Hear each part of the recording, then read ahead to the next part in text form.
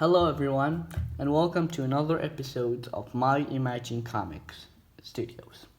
In today's episode, I'm going to teach you how to blend watercolors. And I have my watercolor set right here. You can see I have all the colors and everything. Although the white one is actually going to be dry, a few days or month probably. I also have my water and brushes. Also have my paper. This is a sketchbook and desk that I made. I'm not going to tell you how I made it because it's going to take a lot of time to actually explain. So let's begin with how you can actually, blend colors with watercolor. So the first things you're going to notice is that I have labeled some things right here. Dry, slightly dry, mildly dry, wet, and highly wet. Wet. I'm going to explain in a moment what this actually means, also this ones. But in order to actually understand how you can blend colors, you also need to understand what it means by blending colors. Now, what is blending? Blending is basically taking two different colors and combining them. By that, I mean you're going to take two different colors and basically one color is going to bleed into the next color.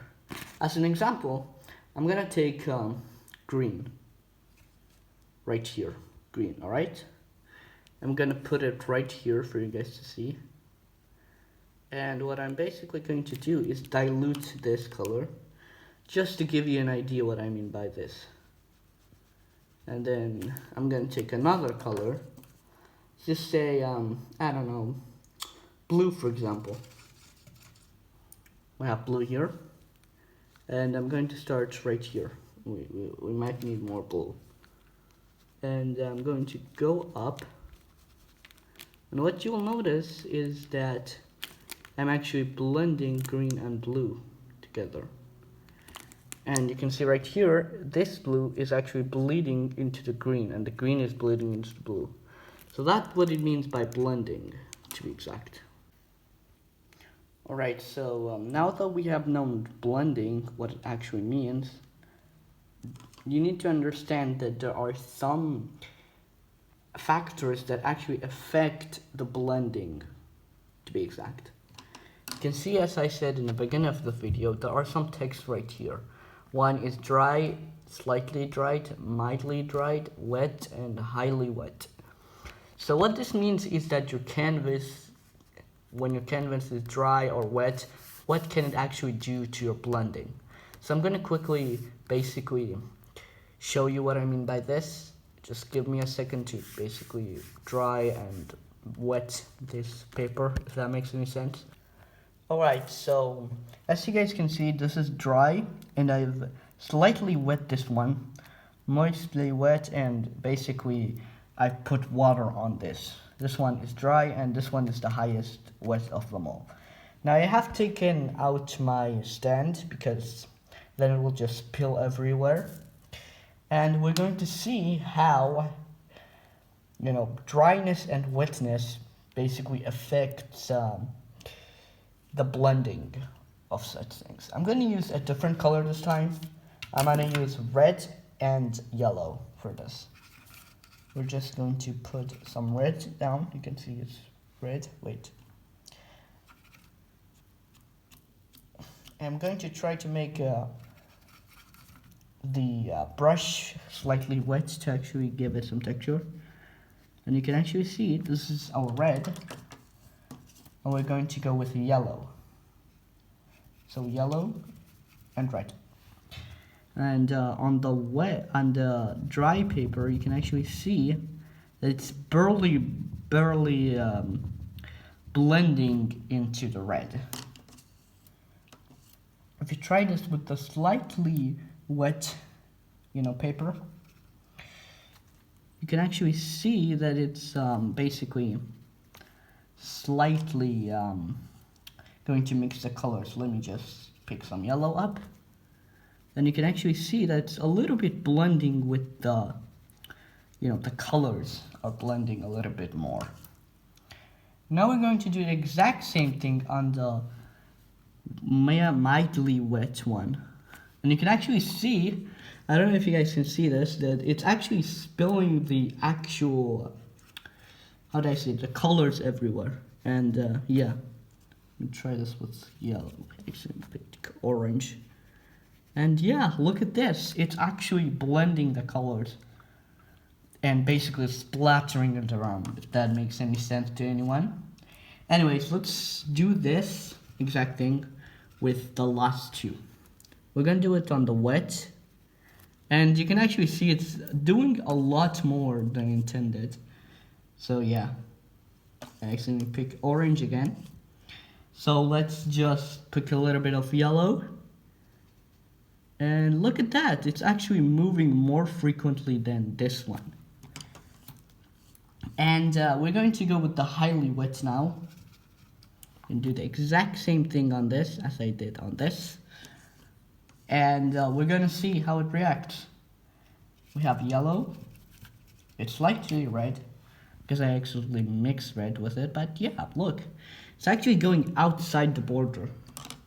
So this experiment shows that the more wet, the more dry your canvas is, the less you can blend, and the more dry, the more you can blend. This one just looks like I just scribbled something with marker, with crayons, and this one just looks like I just splattered paint all over the canvas. And yeah, this can actually basically help you get great gradients and stuff. And now we're going to explain how many times the time that you need to take when blending. So you can see here it's 15 seconds, 1 second, sorry, 10 seconds, and 1 minute. Basically, I'm going to wet each one of this, and we're going to see if time actually affects our blending, which is probably going to affect it. And we're going to see if the time actually is, what exact time you need for the blending to actually occur. So let me just wet my canvas again and show you exactly what I mean by this. Alright, so I let it to sit a few minutes, and you can see it's a little bit red. That's because my cup is red. Anyways, not actually that important. Now, of course, it's been more than 1 minute and 30 seconds and 15 seconds. I don't really know how to, count how much minutes has passed, but it would be accurate. So, yeah, we're going to see the exact experiment we did right here. First, we're going to take our red again and splatter over the 1 second one. And yellow again. Exact same thing. And making sure that it's not, going over there to the other ones, if that makes sense. And all of this have been basically wetted with the same exact amount of water. I made sure to measure it. Now let's see how the 31 reacts. And actually see that there's a lot of difference when it comes to how much water you put in and how much time it takes. You can see this is less than this. And now we're going to see what will happen to the 1 minute one, which has been setting more than 1 minute, I believe. But still, it's accurate a little bit. So red. And we're going to put a little bit of yellow in it. And yeah, there's a lot of difference. Like, obviously this one is blending more and this one is less. Basically, the more water, the more time it takes to dry, the less it will blend, like this one. But of course, my experiment was a little bit, I could say a little bit inaccurate, but it should give you an idea on the time it takes for it to dry. So now that we know about time and the amount of water we need to add and the time it basically we need to blend, we're gonna actually use this to shade a ball. Alright, so that's what I have for this video. Now, I have tried to actually blend more things. I'm taking videos of it, but I don't really know how to blend that well.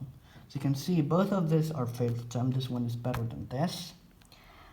So yeah, now what I want you to do for your homework for today is I want you to basically try different blending techniques. Like for example, try blending something in like a painting of yours and use the same method.